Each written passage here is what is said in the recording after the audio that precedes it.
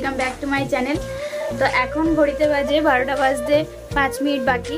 তো যাই হোক, আজকে আমি এটা আমার সেকেন্ড ভিডিও। তো আমি সকাল থেকেই ভাবলাম যে আজকে একটু বাইরে যাব, রানীগঞ্জ যাওয়ার ছিল, তো আজকে যাওয়া হলো না। তাই তোমাদের সাথে আমি আমার ঘরেরই কিছু কাজ শেয়ার করছি। তো চলো ভিডিওটি দেখতে থাকো। তো চলো আজকে তোমাদের সাথে আমি আমার ঘরের মন্দিরটা শেয়ার করি। তো দাঁড়াও, দেখতে থাকো, ভিডিওটি দেখতে থাকো। তো এটা আমার ঠাকুরঘর। তো আজকে পুজো করা হয়েছে, তো এখন এই প্রসাদীগুলো তুলবো। তো চলো প্রসাদগুলো তুলে নিই।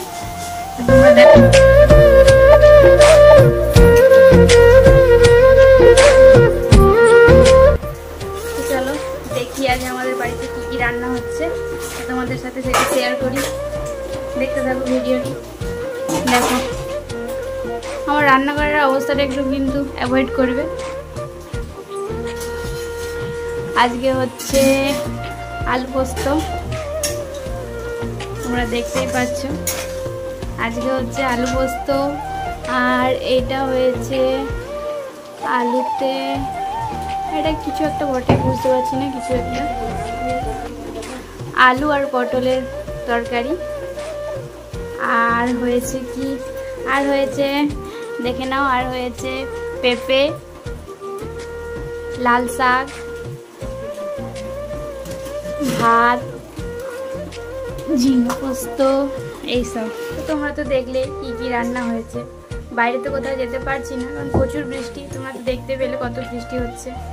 তো কি বলবো,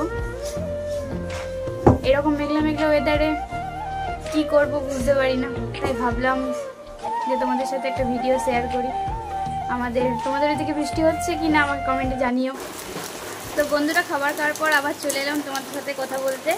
তো দেখো তোমাদেরকে বাইরের দৃশ্যটা আমি দেখাচ্ছি। এত বৃষ্টি যে কোথাও বাইরে যাওয়াই হচ্ছে না। তো বন্ধুরা, তোমাদের সঙ্গে একটা জিনিস শেয়ার করব।